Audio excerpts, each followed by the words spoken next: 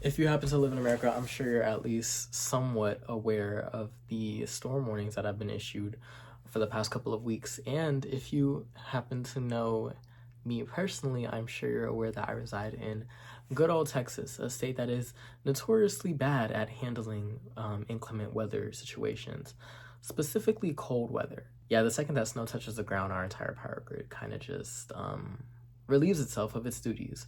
So, but yes, unfortunately, I was met with the displeasure of having to head to an HEB the day before a storm in Texas. And as you can probably guess, it didn't really end the best.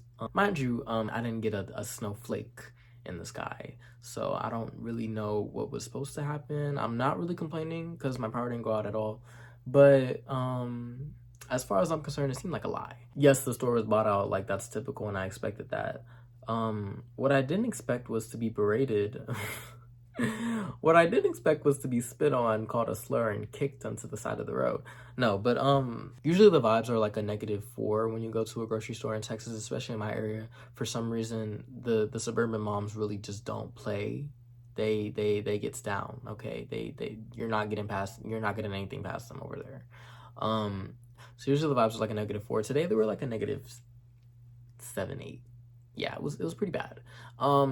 Like it's always gonna be a lot, even when it's like not a special occasion or a holiday or anything like that. Like the second that anything trends on TikTok, like there's no baked cheesecake, Biscoff, cookie butter, vanilla, butter pecan ice cream in there. Like there's nothing of the sorts. They bought it out, it's gone. So hopefully that kind of puts things into perspective for you, right? But this time in particular, as I'm leaving the store, I drive out of the parking lot and as I'm trying to merge into my lane so I can be able to, get on the road that I need to get on to get home. I am just I'm just met with a group of carelessly inconsiderate drivers that just have no respect or understanding of what I'm going through. Like it's just actually is. But no, I like that was a really dehumanizing experience. Imagine you're trying to like merge into a lane and because the lane that you're in is literally like ending and it like there's no other place for you to go. You know what I mean? So the lane that you're in is ending and you're trying to merge onto the lane so you can go forward and make it to your destination in one safe happy peace. And the people next to you are deliberately speeding up. Even if you tried to get in, you wouldn't be able to without getting like headbutt in the back of your car. And then people are like honking at you and like looking at you through the mirrors and stuff like that, just like intentionally like not letting you in, and it's just a very alienating experience. I'm sure we've all had it though before. This time in particular though felt a little bit special to me. Yes, there's always that one or two asshole driver that just doesn't let you in, but this time it was like a lane of like at least 7 people all had like the weakest bladder in existence, had to get home immediately. Their pregnant wife in the passenger seat was giving birth, then they had to go pee while their child in the back was like dying of pneumonia while they had to get everybody to the hospital. And it was the most chaotic energy I've ever felt in my life. But in reality, I was just like, why is everybody so like mean? Like, because it wasn't even like they were just driving past like, oh, I'm sorry, oopsie, I gotta go. No, it was like I was getting I was getting looks and like dead ass fingers from people like passing me by, not letting me merge. Like it was like some sort of like they won or something. And it was just like, oh my goodness, like guys, can we all just hold hands and sing kumbaya? There's very clearly a list of reasons why, people would be mad in this current day and age. You know what I mean? Especially with this administration. But I can't shake this feeling that like it's like not necessarily the black community that's like all like stirred up and mad about this. It's like other individuals from other like communities, and it's like a little bit jarring to see like this panic state from people other than marginalized people. And while the people that are panicking now are marginalized, it's like they weren't panicking years like black people, we've been knew what was going on. We've been mad. We've been saying that we have a very corrupt government. We are having a fascist regime taking over, and we were mad about it, and nobody else did anything. And now it's here, and not a gun is to y'all head, and not a knife is to your neck, and now everybody mad and stressed out, and everybody acting like with a sense of urgency, like baby, we should have been doing this. No shade.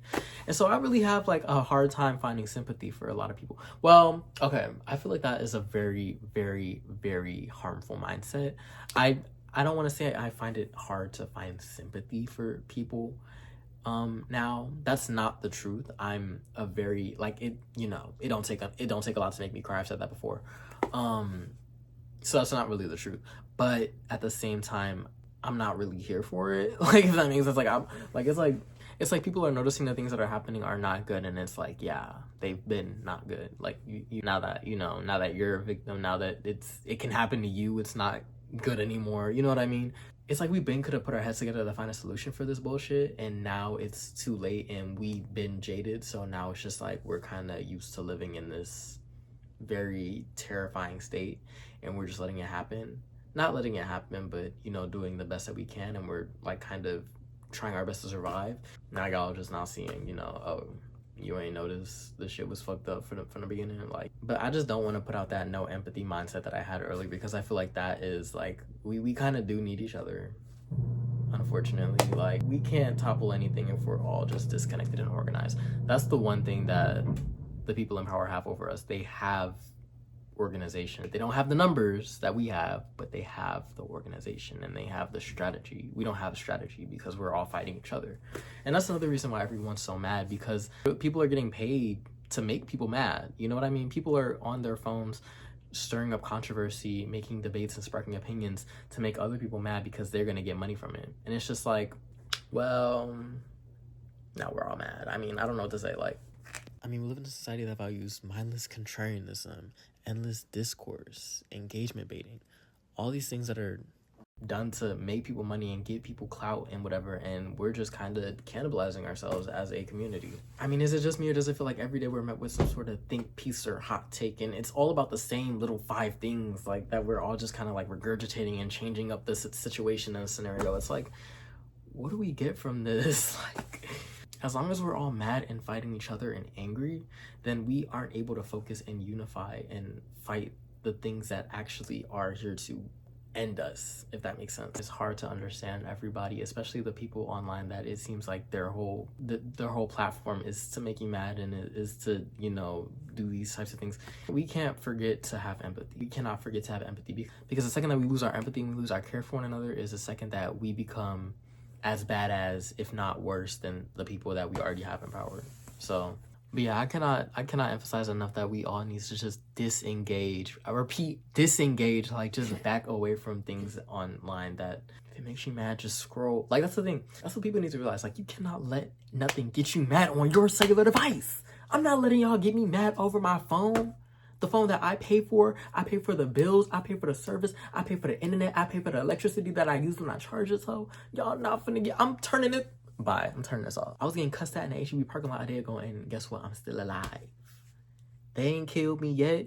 They ain't get me. They ain't never gonna get me. I'm a bad bitch, you can't kill me. But yeah, that's my little 2 cents, y'all. Just be mindful what you put in your, you know, I always said this. I said this in one of my first videos. Yo, attention is your most valuable resource. Okay. I hate to sound like a conspiracy theorist,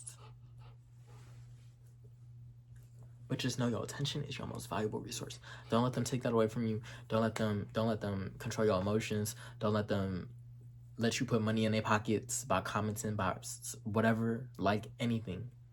Just disengage. So yeah, that's my little 2 cents. Ooh, so that's my little 2 cents. This is a Lilert.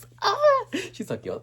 Don't try to have a Lilert. She got her little swirl on. It is a little cold outside, but we didn't have snow. I thought we was gonna have snow. I thought we was gonna be able to, you know, let it go, play outside in the snow, make a snowman or something like that. But no, we in Texas, girl. I'm so scared for summer because that global warming shit is not a game. It's not a joke. It's not a lie. But that was our little 2 cents. We love you.